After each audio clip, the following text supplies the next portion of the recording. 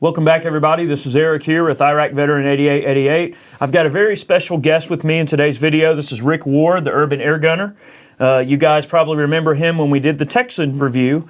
And in that review, we kind of alluded a little bit that we would get together and do some hunting and try to take out some pest animals with the Texan. As many of you guys know, it's a very powerful 45 caliber air rifle that is produced by Air Force Air Guns.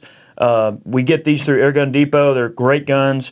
Overall, you know, I'm kind of a newbie to air guns. Right. So Rick invited me to come down to Albany, where he lives, to come do some hunting, and we had some really interesting experiences we wanted to share. So the purpose of this video, we want to kind of give you guys a little bit of an indication as to how our hunt went. We did get some footage from the hunt, which you're going to be seeing throughout the video, and also some of the ins and outs of not only coyote, slash predator hunting, right. Some of the equipment that's used, but also the reasoning, like why we predator hunt, like why bother killing predators. A lot of people say, well, foxes are cute, right? Bobcats are cute, coyotes are cute, but what makes them not so cute? What makes it to where we need to hunt them? Well, if you don't keep the animals in check, I mean, down where I'm at, the quail plantations, quail hunting is a very, very popular sport down south. Very few plantations have wild quail left because the predators have not been kept in check. They've been overrun. Coyotes wreak havoc on them, fox especially. I mean, we're just covered up with fox.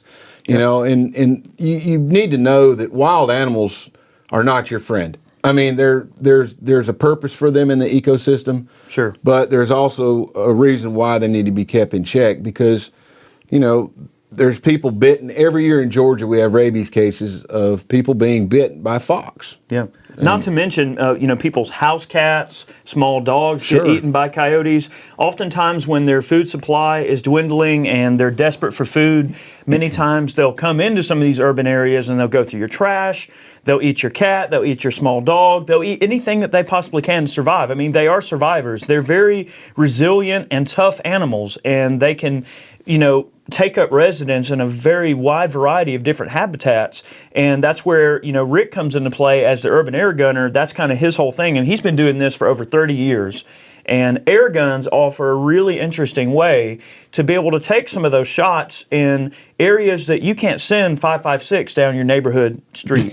That's true. Now, you could in certain places. I mean, we're not in Fallujah or anything. But when you're talking about hunting these animals, sometimes in a very populated area, air guns offer a way to do that without causing any potential collateral damage. Right. Well, I mean, gravity takes over as soon as you squeeze the trigger.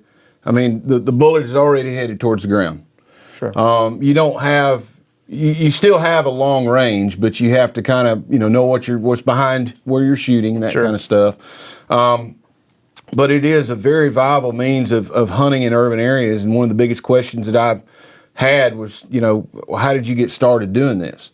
And it was basically out of necessity. I've been a coyote hunter for over 30 years, came off of a ranch, grew up doing this, you know.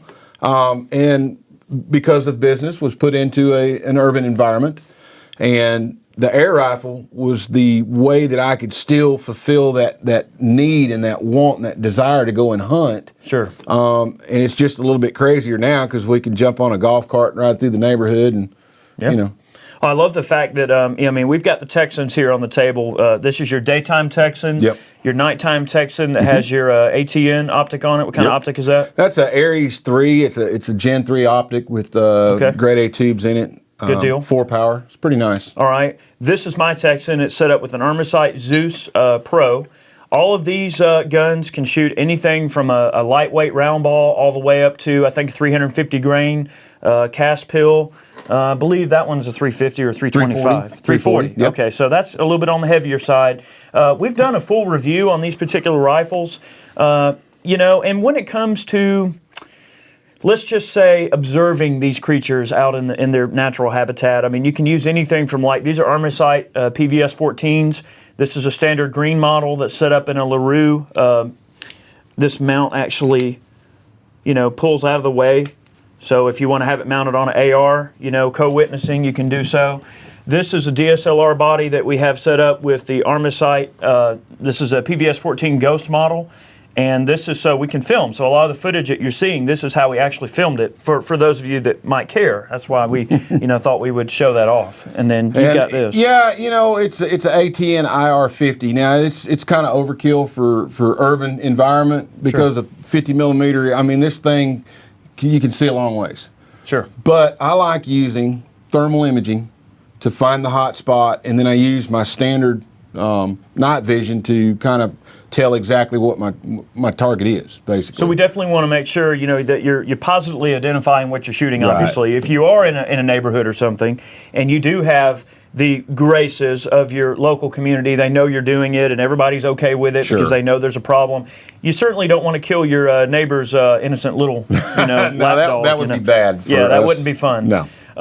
So when it comes to firearms that you're going to use for coyote hunting, I mean, obviously, yes, you can use ARs if you want. Sure. You can use centerfire guns. The reason that I've gotten so much into this airgun hunting is because I really like the challenge of it. And I think that, so let's talk about the first night we were out there. So we got out there, and when we were down there filming, I mean, it was Chad, Rick, and I, and then Cameron from Airgun Depot was down there because, we were hanging out with the guns here. And then we also had a few. We had 5 or 6 people. Yeah, there was a bunch of people, and we had an entourage going. Yeah, we had a little bit of an entourage, and that makes things harder when you're filming with a wide variety of different people with you, especially in a hunting scenario. It can be very difficult. But we did have a successful night. We did. We had a lot of fun. We were hunting some quail plantations down there that I took you guys to, and it was just one of those things that I guess it could have been maybe better. We were hunting on a full moon, and it was very difficult to sneak in and stay in the shadows and have everybody with us. Yeah. But you got to hide all those people. Right. But I think, when we pulled into that field and we saw the animals in the field already, and then everybody grabbed their gear, and we got down there and started calling. Yep. And, I'm living proof that people miss all the time. I mean, I'm not the best shot in the world, but luckily you came and followed up on the deal. But I think you were pretty excited to be able to see exactly what air gunning was all about, because it is a challenge to get those animals within that distance and then judge that distance in pitch black environment. Yeah, and the thing about thermals, they're awesome. You can see a mouse sneaking up on you. Nothing can hide from a thermal. That's right. But you do have some limited amount of kind of depth perception as well as distance perception. So if you're hunting a familiar area where that foam pole or whatever that's there is so far away from where you are, well, then that's your reference. But if it's somewhere you've never been, like I didn't know how far away that critter was. I figured that he had to have been, because the moonlight was kind of bright, I kind of just would look outside the optic, then look in and kind of compare the images and go, all right, yeah, he's maybe 60 yards away. Sure. That first shot we took is about 60 yards, got us a nice gray fox there. Now, when it comes to calling animals in, there's a variety of different manual calls, and then there's electronic calls. Rick here turned me on to the Fox Pro Fusion, and as soon as I got back from that hunt recently here, I went and I purchased a Fox Pro Fusion because I thought it was just the coolest call. But he's used this a heck of a lot more than me, so I'm going to let him tell you kind of the difference between manual and digital calls. Well, the Fox Pro Fusion is a higher end call that Fox Pro has. They're expensive. It's one that you can buy and you can learn how to use it. It has all kinds of features that you found out. Barometric pressure, moon phase. Mm-hmm. You can call, it holds multiple sounds in it. Yep. It's just a high-end, high-performance game call. They do make a lower brand that I've hunted out west with them. I mean, I say a lower brand. They make a budget-conscious call for everybody. Sure. Starting around the $200 mark. Yep. And just don't let that fool you, because Fox Pro has been around for many years, and they have developed this throughout the industry to be the very best game call there is. Another really good thing is if you're not ready to take the plunge and jump into an electronic call, there are manual calls now. Sure. Again, when you've been calling for as long as I have, you look like a voodoo doctor out there. Maybe duck calls everywhere. Nice. But some of the calls that I've used over the years, Mark Zepp is a really good friend of mine. He's a professional coyote hunter.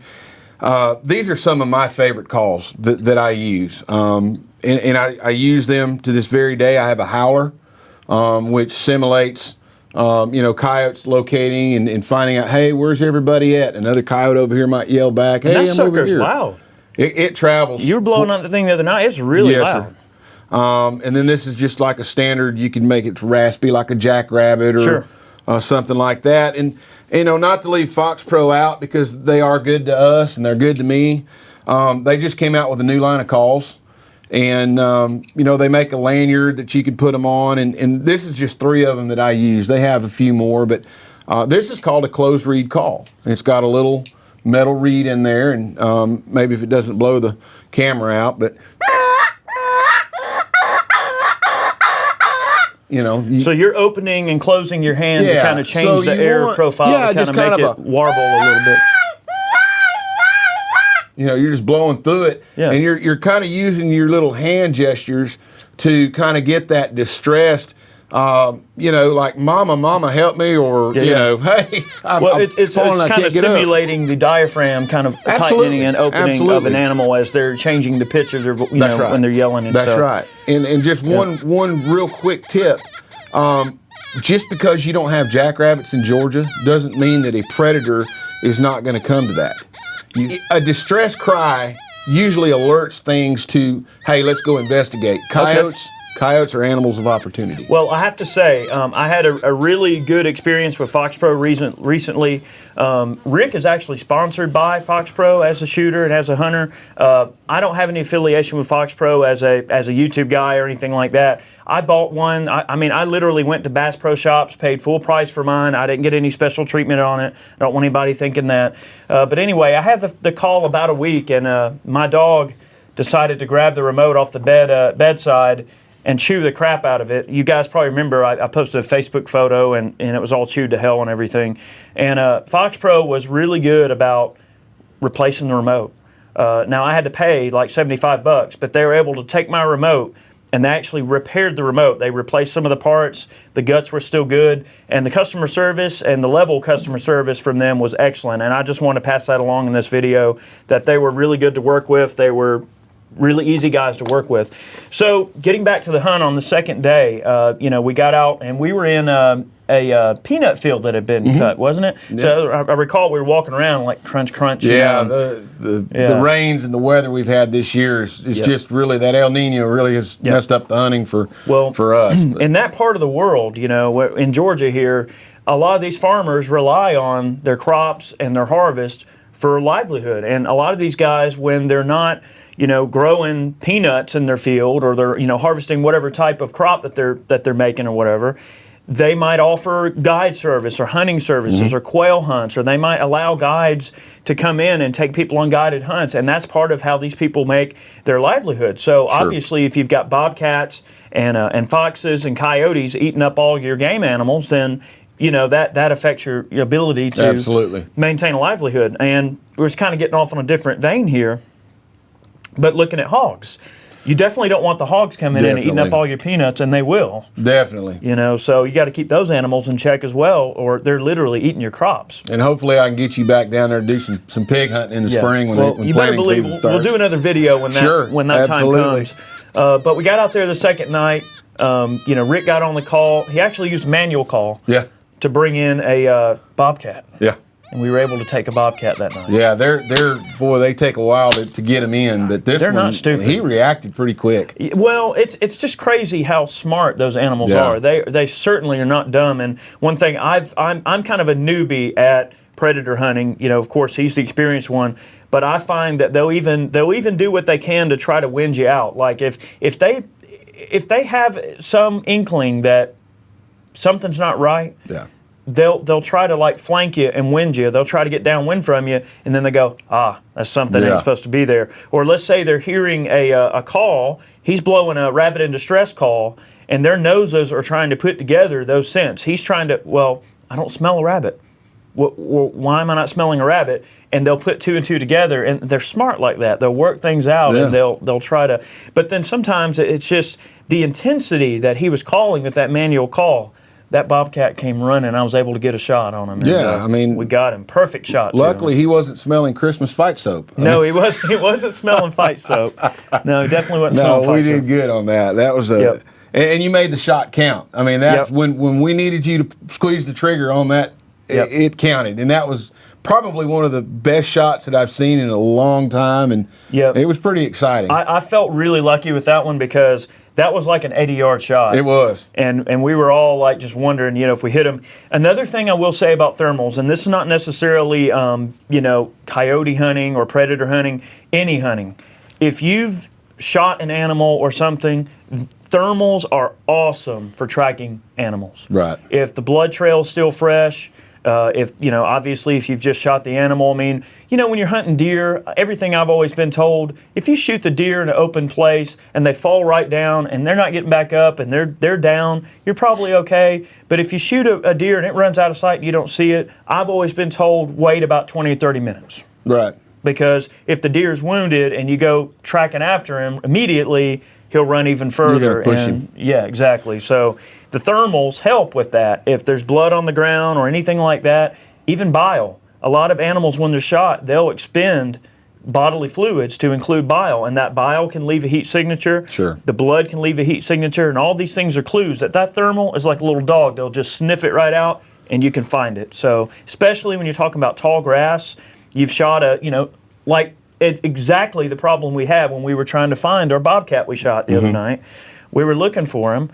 Dang, where is he? And we searched for about half hour, and we knew we shot it because in the thermal shot there, I mean, I think the night vision shot, you can see, I mean, when it's a lung shot because the way they act. I've always seen that like a heart shot, they'll kind of cringe. Yeah. A lung shot, they'll kind of kick. Yeah. And I could tell by the way that bobcat jumped that we hit him in the lungs. Well, one thing you need to know, bobcats are very, very electric. You have to break their motor in order to get them to stop. Sure. I've seen them shot with 308s. I've seen them shot with 223s. They're dead on that bobcat was dead on his feet. Yep. I mean, as soon as you shot him, and he was probably 4 foot in the air when he jumped way he was up done. When we hit him, yeah. But I watched him through my night vision. He only ran maybe 40 yards from where you shot him. Yeah. And I watched him fall over. The problem we have, as soon as we turned on a white light or a flashlight, everything looked the same. Yeah. So it's like all the grass, all of a sudden, you see tall grass, you see greenery, you see, and so, if it hadn't been for the thermal. I mean, the thermals definitely help when it comes to, seeking things out. Sure. So that was the second night. Everything went really well. The third night was a little slower. We were able to use your manual call again. Sometimes we use the Fox Pro Fusion, but then sometimes we'll use hand calls. And one thing that I've noticed about the hand calls, and I'm really observant because in my mind that's how you learn things about stuff like this, is you got to watch people know what they're doing. I mean, obviously that's the way the world works. If you want to learn something, you pay attention to people know what they're doing. And sometimes Rick would use the Fusion when we really need to just project and get the sound way out there because that thing can get really loud. But I noticed sometimes the call patterns that we were able to get them to come in on were actually very, very small and very not loud, very soft calls. It almost makes them have to come in closer to investigate. It piques their curiosity. They want more. Right. And that last night we called in that fox.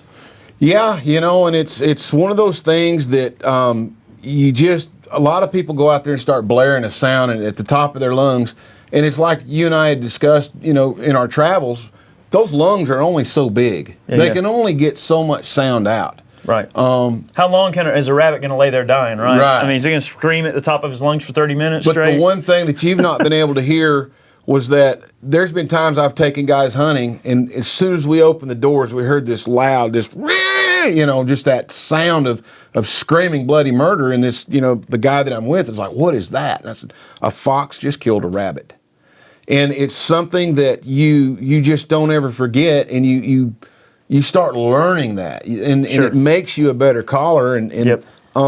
I know that this is probably going to be kind of loud, but this is an open reed call. Try it.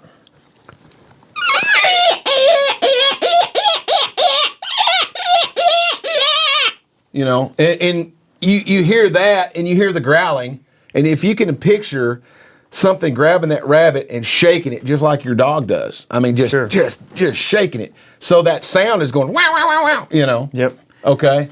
So, you know, that you try to mimic that sound because the other predators are all fighting for the same thing. Oh, man, one of my dogs killed a possum in my yard about a month ago. It was brutal. Yeah. And just watching her, she's such a sweet dog, and you'd never think, oh, she'll never hurt a soul. But for whatever reason, I guess Brandy was on the front porch, and she might have thought that the possum was maybe a threat. Mm-hmm. And when she went after that possum, it was all over. That poor possum didn't stand a chance. No. He was done. Not at all. I mean, she was just shaking, she broke his little neck. It was just, I felt a little bad because that possum was like, I'm just going down and get a cheeseburger, you know? He's like just minding his own business, but no, she wasn't having it. Well, and one thing I want to also allude to, I mean, we're talking about some pretty graphic stuff here today, and I know we're going to get some hate mail, and I'll probably get some of those nasty grams as well, but sure. You know, this is all a fact of life. This is what hunting is about. Sure. Now, naturally, I mean, obviously, we're not going to eat the bobcat, but we skin them out. We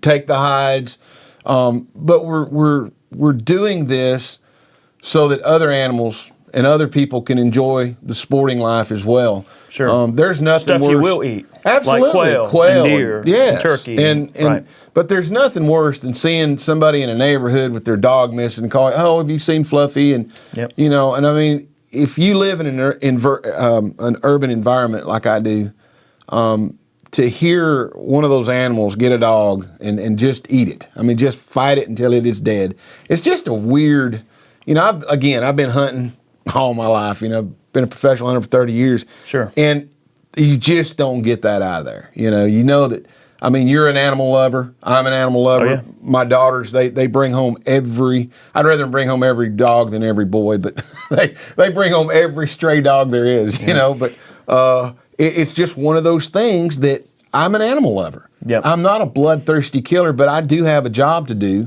to keep these animals in check. I think a lot of people tend to have a big misconception about hunters in general. Right. They think that we hate animals and we want them all dead. I mean, I was just making some comments to Rick earlier when we were riding into town to get something to eat, that I can't stand it when I see somebody like put a dog out on the side of the road or abandon a dog. And I feel like we owe certain responsibilities to animals. I mean, if you're going to be a dog owner, if you're going to be a cat owner, you owe a responsibility to that animal. You are that animal's protector. And I strongly do feel that animals have feelings. They have a soul. They have, they know.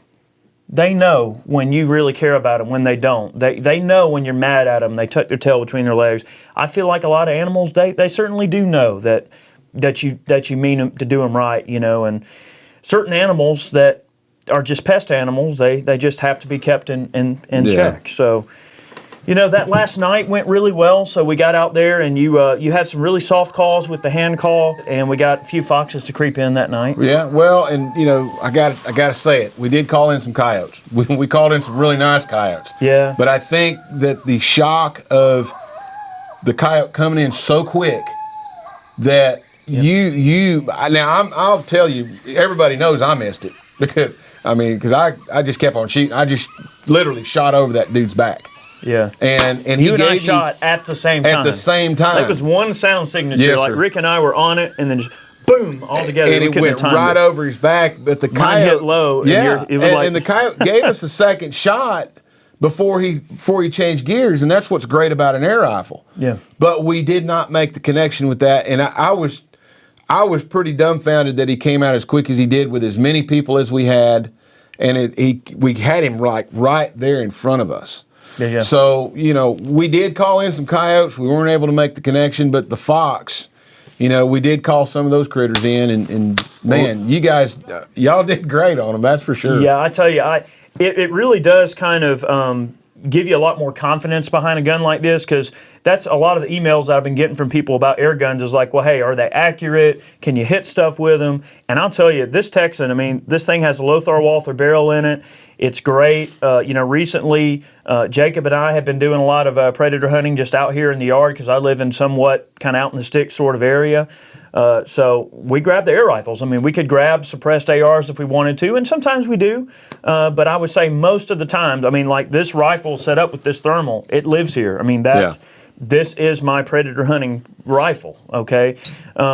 This one's Duracoated. Some of you guys have been asking about the finish. We did a video on how we achieved this Duracoat finish.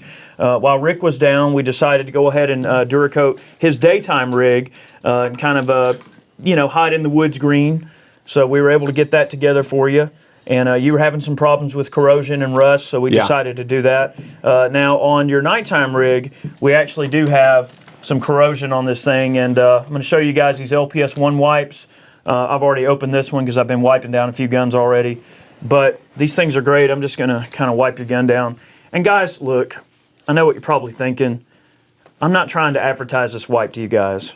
I'm just saying that when we're out in the field, it's always a good idea to keep some of your metal surfaces wiped down with a wipe.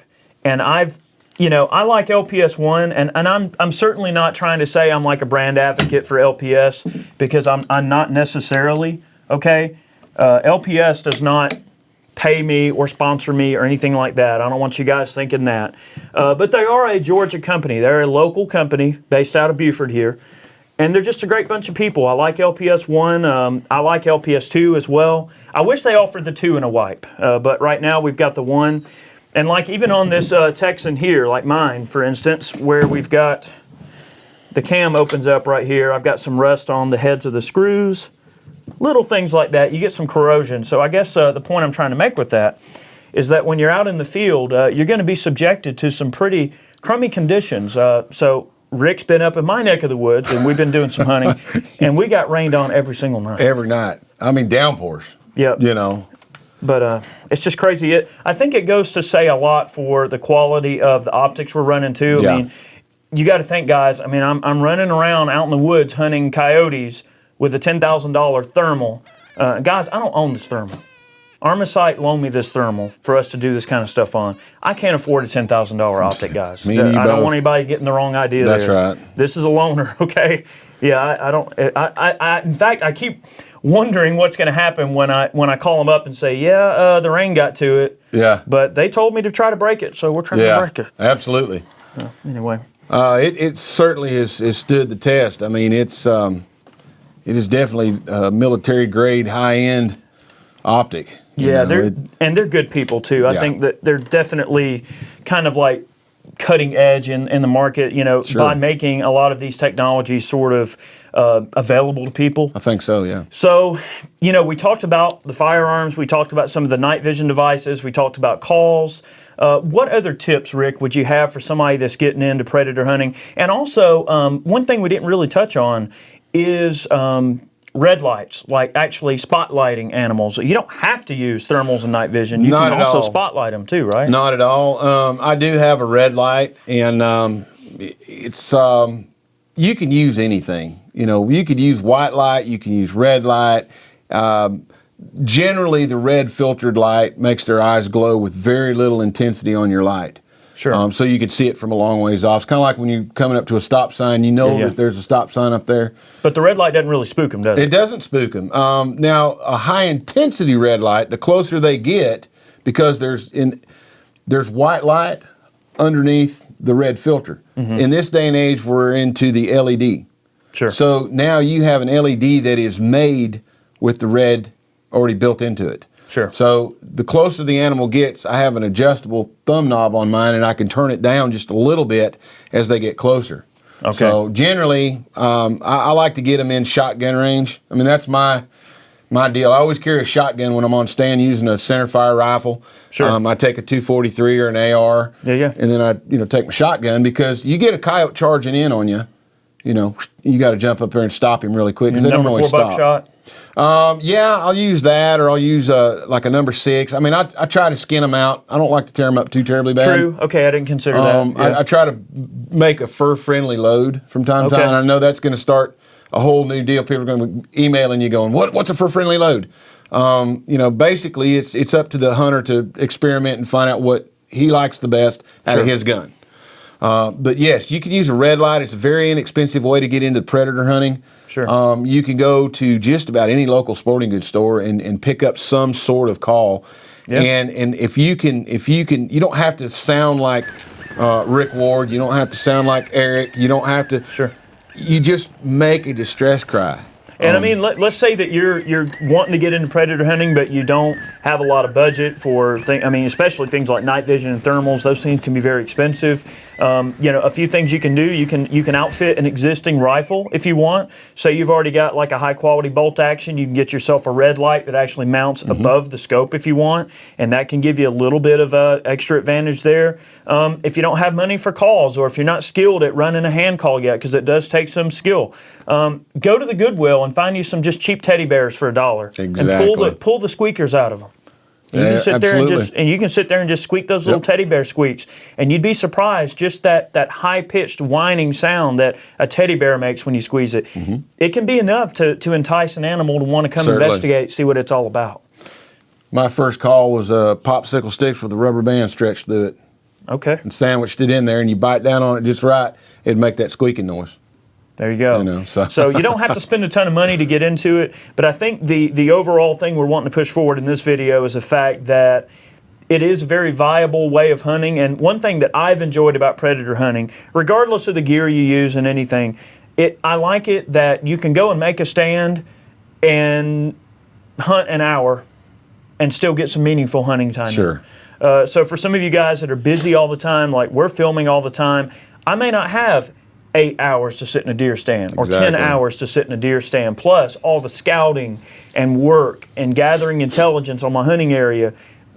Sometimes people don't have all time for all that, but I can grab my Texan, grab my Fox Pro Fusion, run in the woods, set up, 20 minutes, nothing's happened, 30 minutes, nothing's happened. I can go back and in time for dinner. So you're not killing your entire day just to go make a stand and have a stab at it. It's a really easy type of hunting to get into, I found, but it's also extremely difficult to master. Yeah. So tell them a little bit about reading the wind, because I noticed that's something that while we were out hunting, Rick, that you were always constantly making sure we were checking our wind and making sure we weren't getting shadowed. Explain like their night sight and their sense of smell and how that comes into it. Well, coyotes they make their living on their nose. Yeah. And so if they can smell you, they're not going to come anywhere near you. And that's one of the big learning curves with predator hunting is a lot of times people will go out and try to call coyotes, but they don't pay attention to the wind, and the coyote will see them or smell them before they ever see the coyote. Sure. And they try that a couple times. They don't have any success. They quit.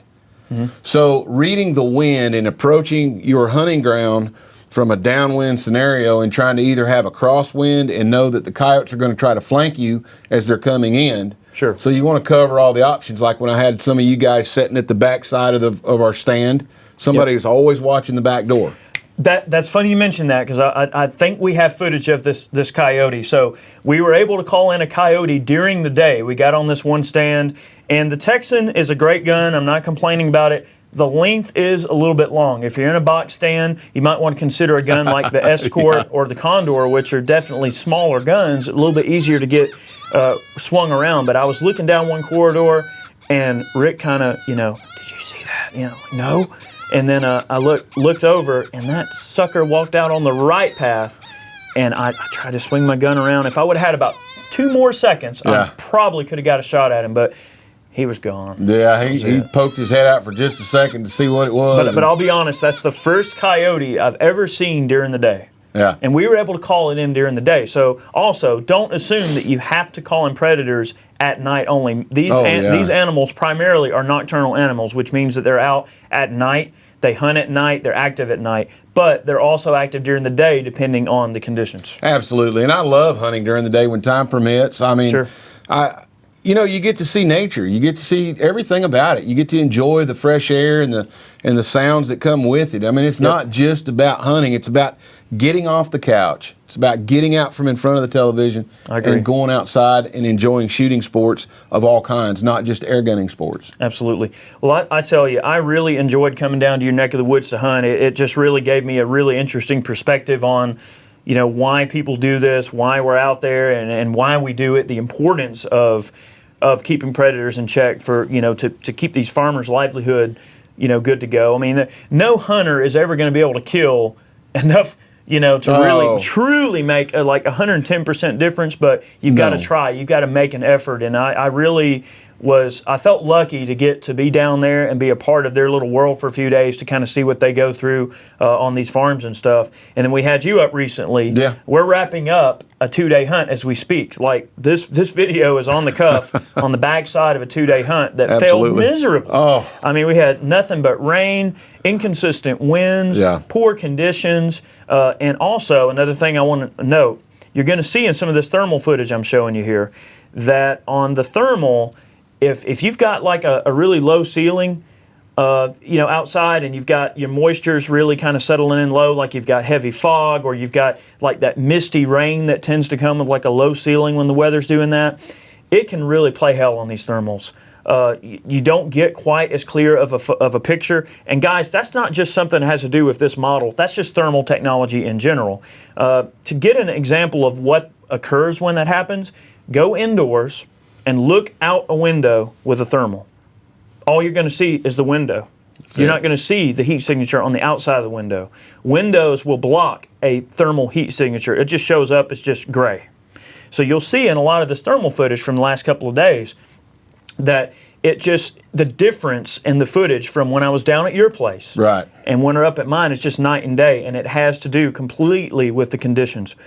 So keep that in mind, that your conditions will also play hell on any technology you might choose to use. Exactly. It was a testament again to the gear that we were using, because we were in some rain, and we humped it through some pretty good stuff. I fell in the hole. Out at y'all's farm, man. That was, it's not always about the kill. We laughed, we cut up. We both shot and missed at stuff, and it is a little perturbed when you're trying to get film footage for our viewers to see this kind of stuff to share with them. But at the end of the day, the camaraderie and the laughs. I know. Because it's and then you got Chad, who is having to lug all the camera gear. We're lugging a gun and a call. And Chad's lugging all the gear out there. He gets set up. And unfortunately, the camera wasn't running when you fell into that hole, because I know. Yeah, I was going to investigate a bump in the night. Let's just say. So I went and walked over, and there was like this big creek bed that apparently, when they clear cut the property that we happened to be on, they pushed a bunch of tops into this creek bed. And of course, at night you walk around, you're not really noticing it. And I must have fell up to my chest. Like I just went crunch, and I just laid right through, and I was up to my chest. Loud crunch, and we just see you turn on the light. Gone. We just see you looking around like this. That was pretty funny. I probably broke the roof on some coyote's little house or something. Maybe. I mean, a gopher's giving you the old fist there. Get out of my house, But guys, we hope you found this video informative. That was the main thing we were looking to do with this video. We want to teach people about the importance of predator hunting. Because it is such a fun sport. It's an important sport. I mean, I can't think of any other things that you can do that are so beneficial to the ecosystem than predator hunting. And I'm wanting to get out and take out a deer with a Texan at some point. We are going to do more hunting videos. Not a terrible amount of them, but we'll have more of these. We're probably going to get after some hogs with these rifles. I definitely want to thank Rick, the Urban Air Gunner, for coming up to my place and being kind of like a little member of the family here for a few days and showing us a lot of these tips and tricks that can help you become a better predator hunter. I've gleaned a lot of information. I'm certainly not an expert by any means, but Rick is. And I tell you, it's really awesome to have a guy like you that can help somebody like me that's a layman kind of learn about this stuff. Not only that, but I want to thank certainly Airgun Depot and Air Force Air Guns for providing me with this gun. I didn't buy this gun, guys. They gave it to me. I believe in being completely upfront with people on stuff. And when they approached me at SHOT Show last year, about this same time last year, they're like, hey, we want to get this gun in your hands, see what you think about it. We want you to shoot it some. And I didn't know what to think. I was thinking, well, whatever, air rifle. But then you saw the review we did, and then you saw, everything we've done hunting-wise with this thing. And I really enjoy this particular rifle, and I want to definitely thank them for giving me an opportunity to check this thing out and kind of let people know about it.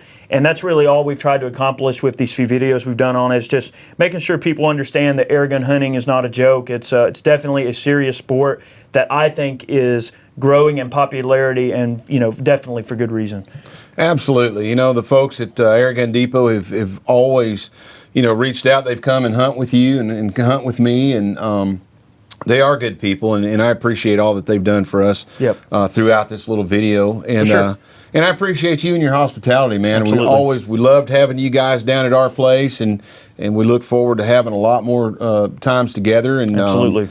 Air gunning just for somebody who's a big powder burner, it's like I've been able to watch you evolve, because I was in your shoes. Sure. I mean, I'm not going to lie. I mean, I've been sponsored by some really great, firearms companies through the years. Sure. And I find myself constantly wanting to hunt with this because of the challenge. Yep. And it's not just hunting, it's long-range shooting, going out and shooting gongs at 200 yards. Oh, yeah. Well, that's something that we're actually going to, we're going to do a video. We're going to do a how far will an air gun kill video. And when we get to that point, we're going to really stretch the legs on this Texan.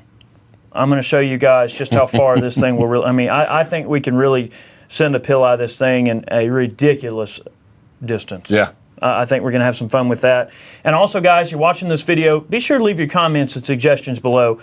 What do you want to see in the hunting world? Do you want us to go kill hogs with the Texan? Do you want to see us go over to Africa and kill a lion with the Texan? You first. No, but what do you want to? What do you want to see? What do you want to see an air rifle do? That's what I want to know. All right, leave your comments in the suggestion box below, and please, guys, consider sharing this with your buddies. Give it a like, subscribe. Make sure you subscribe to our channel. We have a lot more on the way. There's always more 5 guns, gripes, firearms facts, general product reviews. We do so much different stuff. And I hope you'll leave your suggestions below. We're actually considering possibly, I haven't really talked about this on the channel yet, and if you've watched this video long enough to this point, then you probably care about this, but we're thinking about starting a music channel. And I know that's random. I know that's extremely random coming from me. But maybe a few gear reviews related to music equipment like guitars and amplifiers and effects and things like that. We've got our little loft studio set up. We're going to start cutting some music tracks for the channels. We've been buying music tracks, so we thought that maybe we would try our hand at cutting some music tracks. So not only is that something that's unique and you're only going to hear it where we are, but it's also kind of a little personal touch from us, like something that if we're cutting our own music tracks, that's one more little way for you to get something that's kind of personal from us that we feel is not going to exist anywhere else. So what do you think about that? Are you excited about that? Would you subscribe to that? Or, don't quit your day job, or, just let me know. But Rick, thanks again. Thank you. Absolutely. Thank you very much. Really enjoyed it, as always. Well, guys, make sure you check out Rick's channel, The Urban Air Gunner. You'll see a link in the description box below. Be sure to go over there and subscribe to him. Now, filming hunting footage is a major pain in the butt. So, we're going to try to help Rick get some more footage up there. He doesn't have a ton of content out just yet, but trust me, you're going to definitely, anything that Rick says, you want to listen to it and take it into account, because he definitely knows what he's talking about. And if you're into predator hunting, especially with air rifles, be sure to check out his channel. Thanks for watching, guys. We'll catch you next time. See you.